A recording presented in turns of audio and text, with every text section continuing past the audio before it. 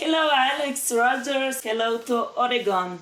Hello to Slovenia. Lepo zdravo. You're one of the partners of Demystifying Cannabis, coming now in October in Ljubljana, and also executive producer of the International Cannabis Business Conference, which takes place in the United States, Canada, Europe. So, what was the initial idea and the purpose of CBC? What are the goals that you are following? You know, I actually was incarcerated for cannabis 13 years ago. I was in a German prison for cannabis.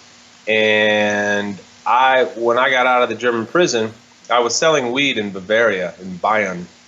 And just the dumbest thing anybody could ever do. And I was just a young, crazy kid.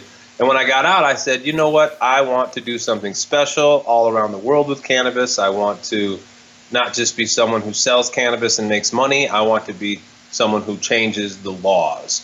And eventually that's what I did. And now we run the biggest business-to-business cannabis conference in Europe, in Berlin. Last week you finished the conference which was held in Vancouver.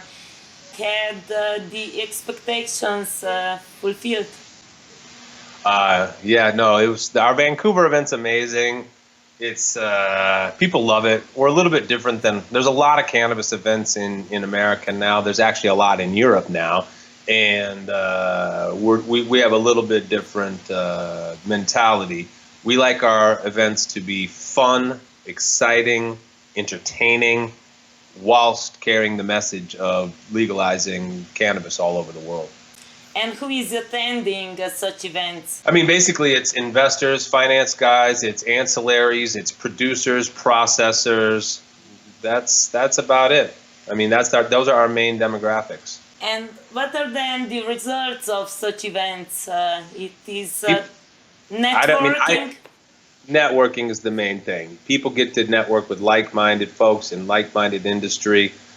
We do have our information is second to none. We brought Lori Ajax up to Canada last week, and she's the number one cannabis regulator in the biggest recreational market in the world. So we brought her to Canada as Canada just legalized, and so our information's amazing. NBA champion John Sally. We brought up a lot of great folks talking about international investment, what's going on, and what's specifically, we brought the Canadian experts in to tell what was happening in the Canadian market. At the end of the day, the networking is insane.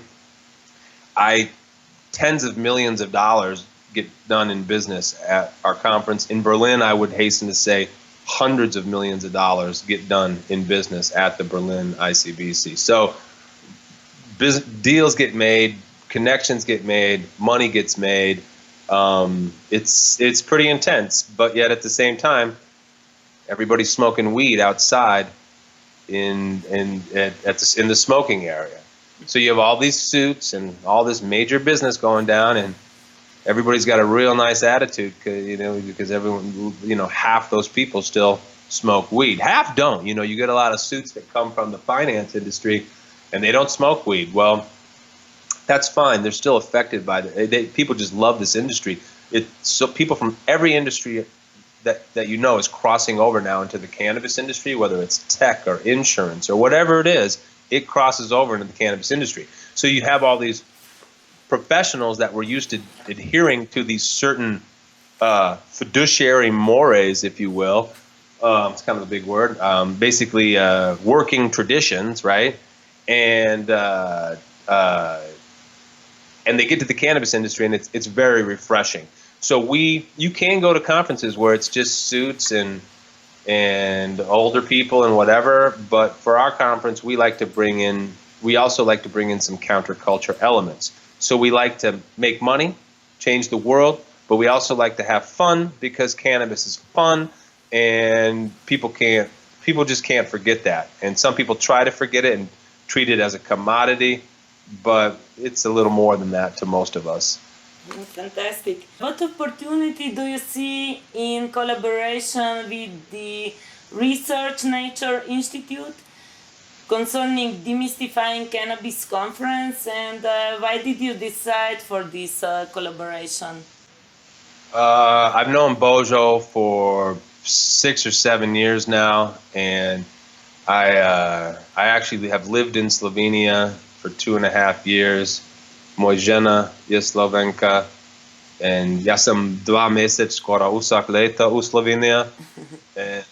Da počiti v pomleti, vsak pomleti, da obisk baba deda. Mi imamo naša mala 8 let star, and we just come and visit baba and deda for 2 months every year. And I lived in Slovenia for 2.5 years, 15 let nazaj. And so I can actually speak a little Slovenian. I do think my Slovenian is going to be fluent in a couple of years. I actually am probably going to go to University of Ljubljana for jezik šula. I really love Slovenia. It's my favorite country in the world. I plan to move there one day. My daughter has dual citizenship between United States and Slovenia. So I can't say enough about how much I love Slovenia, and basically I'm coming over to help you guys pretty soon. That's very good news, fantastic news. So what kind of possibilities do you see for our area and for our collaboration? Yeah, if Slovenians can figure out how to fucking work together, then you guys have ultimate possibilities. You have no limit. Your country has so much beauty, natural resource. You don't want to turn into a service economy. That's the only thing that's saved your economy since the tolar and the euros and wages have stagnated and prices have gone up. The only thing that has saved your economy is tourism. Like 20 years ago, I was like the only American living in Slovenia. There was like a couple, but it was like a real rare thing. Well, now you go to Ljubljana on any given day, and there's massive tourism. And tourism is good, what's happening, but you don't want to become a service industry economy. Okay, that'll mean you're going to be slaves. And so what you need to do is you need to empower yourself with your own industry. So I live on the west coast of America. Cannabis is legal for 2,000 kilometers this way and that way. So we see everything. Every single business is benefiting from it. Lawyers, accountants, doctors. Once the cannabis industry starts rolling, it is such a major thing when you take it from the underground to the above ground, because people are going to smoke cannabis. People are going to use it, legalizing it. And I think Slovenia, doing it under medical auspices first, is clearly a normal progression for things. But just think about this, Miriam. Canada had medical marijuana legal, right? Think about the business that was done under just medical marijuana auspices in Canada before it was legalized. Not only was it billions of dollars of businesses, but the public corporations levered that into tens of billions of dollars in terms of market cap. So it's not really my thing, but what we see is once this tiger gets let out of the bag, then everything's possible. You just need to let it out of the bag. That's the key. You just need to push the snowball down the hill, and it will accumulate and become bigger and bigger and bigger and start going faster and faster and faster. Slovenians for Slovenia. You're an agricultural country, so you have so much opportunity. So much opportunity and you're a bunch of nerds too. So you're such a smart nerds that you can grow the weed, and then you can scientifically figure out how to fractionate it and do all this stuff. You're just such a smart, vibrant country. If you guys can learn how to work together, that there is no limit for Slovenia. Would you like to say something at the end as partner of the event about the coming conference in Ljubljana? I'm just really proud to be part of Božidar's conference. I've known Božidar for a long time. It's not about just yelling in people's faces and being on the street anymore. We've got to put on suits and we've got to talk to these folks, and we need to have patience. And what Božidar is doing in Slovenia is unprecedented, and he's doing a great job.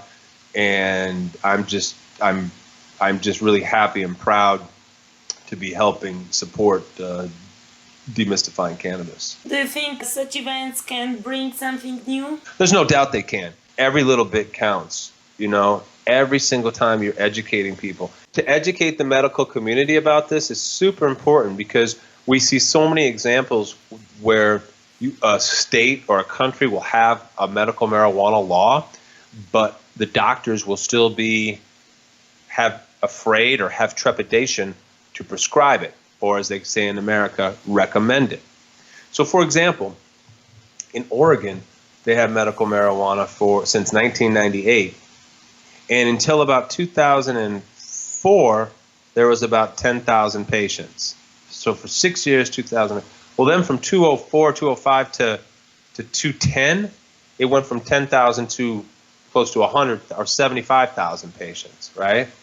So there's the place where medical marijuana becomes legal, but then the doctors aren't on board, right? They don't understand it. They don't feel comfortable with it. And so it takes time for the curve to go like this. But when the curve hits, bam, boom, it goes up. And we've seen that in pretty much every American state where cannabis has been legalized under medical auspices, that there's this kind of delay time for when the law passes to when when the patient numbers start to spike. And we know that at least partially correlates with doctor education. Thank you so much for this conversation. And I'm looking forward for perhaps collaboration in the future to make changes together. We're going to do it for sure. And there's no doubt in my mind that I'm going to come to Slovenia and do some amazing things and learn and make my Slovenian perfect. Res hvala. Upam, mi bomo videli sledi leta prihajam še enkrat na Slovenijo.